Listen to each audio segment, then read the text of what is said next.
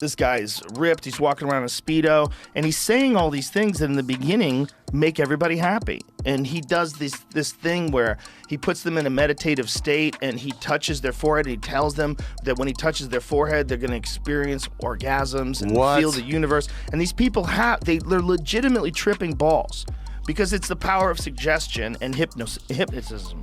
So he's hypnotizing these people, and then he's putting like in the beginning of the cult, it's amazing. Like, no one seems to have a problem in the beginning. That's the thing about these things. When you watch the beginning of Wild Wild Country, same shit. The beginning looks amazing. Yeah, it did. It was like, I want to join. Yeah. That's my friend Todd said that to me. He goes, dude, I want to shut it off after episode 1 and go season find 2. them. Yeah, it's great. Let's get out there. He's like, I want to go find them.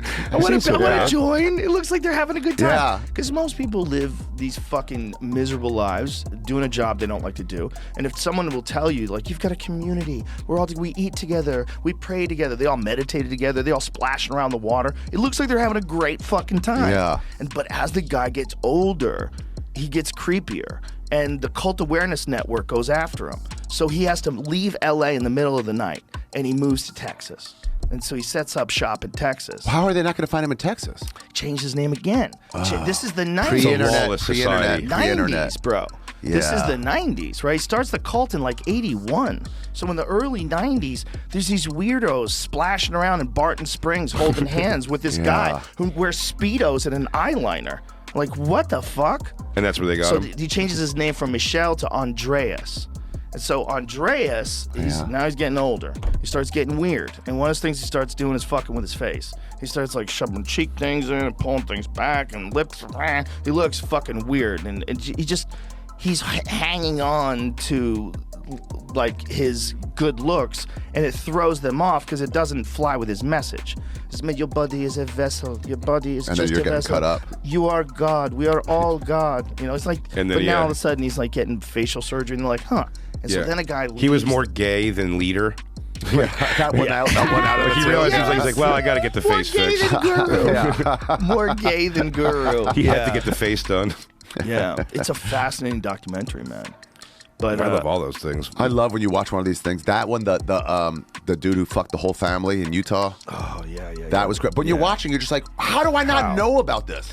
Dude, I think there's certain people that, I think this is why cults work. I think this is why some people become religious zealots and suicide bombers. There's certain people that are just fucking really gullible, man. Yeah. You can get them. Well, not one of them ever, most of them, when they're interviewed afterwards, when they're out, they always say that same line of like, I know what cults were. Yeah. And in fact, when they would explain to people what was going on, they'd be like, I know what you're thinking. This isn't a cult. It's just a bunch of people living together, dressing the same, doing whatever, you know, like. They talk about it in the documentary. They explain a cult while they keep telling you, like, it's not that. We just all eat out of the same tray. We don't eat protein. In the documentary, they were saying, well, they were joking around that everybody thinks it's a cult, and they're like, well, if we're in a cult, at least we're in a good one. And it was for a long time until one guy leaves the cult and sends out a mass email. It's like, hey man, this guy's been hypnotizing me and fucking me for the past 10 years. Really? He found out he was being hypnotized. Oh, I mean, he's doing hypnotherapy on them. Wow. Yeah. Remember So he's in Boston? putting them in states. Remember in Boston, that hypnotist? Frank Santos. Yeah, and we saw a door guy pass out. Yeah. He tried to do the whole room, and a door guy off to the left was just gone, and somebody pointed out to him. Yeah. That guy that door guy would be like a candidate. Yes. Yeah, well, when we used to do Stitches, when Greg Fitzsimmons and I were coming up in Boston, Frank Santos was the fucking man. And we would all go watch because it was a comedy hypnotism show. He would put people under. And some people he couldn't put under. Some people would just in front. Because you're doing it. It's not like you could get hypnotized if you wanted to in a relaxed setting. I had it done once. It's very interesting. And my friend Vinny Shorman, he hypnotizes fighters. And he gets to get to the root of like whatever their conflict in their mind is and try to sort things out, make them perform better. It's not what you're thinking. That's why I always don't believe in it, because it's not what they're not like, you know, and your eyes are open, like walk that way. Maybe not you. Here's my concern. Maybe some people, you can do that too. Yeah. This is what I think. I think what I experienced was like a different state of mind. It seemed like, I'm like, wow, this is like a drug. Like I'm on a drug. I mean, this is very strange. But it was very pleasant. and it was very, I was present and pleasant. It was like I was right there, and I was like looking at things from a different angle. It's almost like I had removed some layers of clothing that was like my conditioning in life. I got to look at things. I'm like, this is very much like a psychedelic drug. Someone described to me once, or I heard, actually I think it was on Howard Stern also, a hypnotist that came on that does their thing, said this is essentially in a level hypnotizing. If they're listening to this while driving in a car, it lulls you, and they're just like not even thinking, they're just kind of like.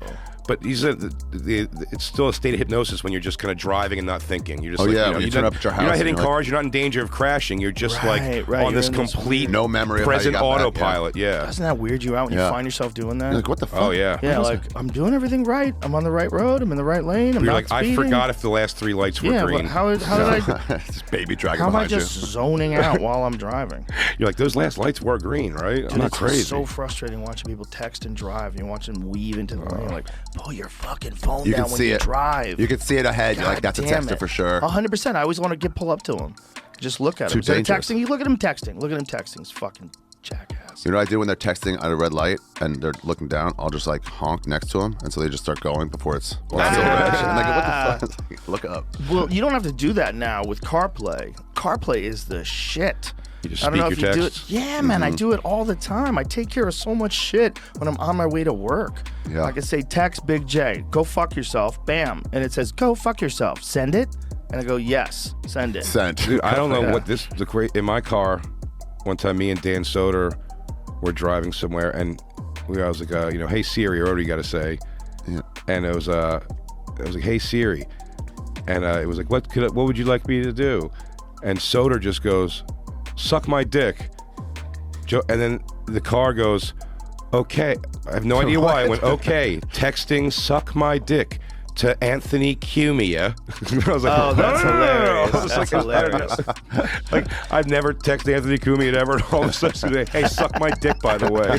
If you have like a shitty microphone in your car, it'll fuck Mine up. does that when it's like, call so-and-so, and they're like, calling this other person. You're like, no, stop. Mine, I wear those little AirPods, and sometimes I pick up the wrong ones. I have ones that I have for the sauna, and then ones for real world. Yeah. And the ones for the sauna, they get cooked.